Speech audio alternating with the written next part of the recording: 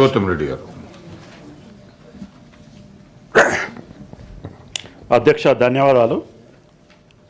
ఇప్పుడు ఈ గిరిజన ట్రైబల్ డెవలప్మెంట్ కింద నాగరిక ప్రపంచం వైపుకు వాళ్ళను జీవన విధానాన్ని మార్చాల్సిన అవసరం ఉన్నది. అన్ని రంగాల్లో వాళ్ళు ముందుకు రావాలంటే విద్యాపరంగా మనం వాళ్ళను ప్రోత్సహించాల్సిన అవసరం ఉన్నది.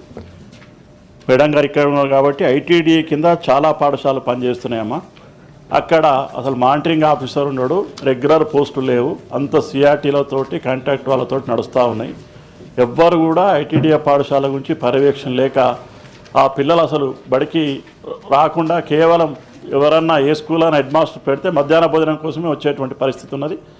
కాబట్టి మానిటరింగ్ ఆఫీసర్ని పెట్టి ఆ ఐటీడీఏ పరిధిలో ఉన్న పాఠశాలను బలోపేతం చేస్తే వాళ్ళు ఈ అనాగరికత నుంచి నాగరికత వైపు చదువుతోటే సాధ్యమవుతుంది. కాబట్టి విద్యాధారణ అభివృద్ధి, కాబట్టి విద్యాధారణ నాగరికత పెరుగుతుంది. కాబట్టి మానిటరింగ్ సిస్టమ్ని డెవలప్ చేసి రెగ్యులర్ పోస్టులను కూడా ఐటీడీఏ పాఠశాలలో నియమించాల్సిన అవసరం ఉందని మీ ద్వారా ప్రభుత్వానికి తెలియజేస్తున్నాం.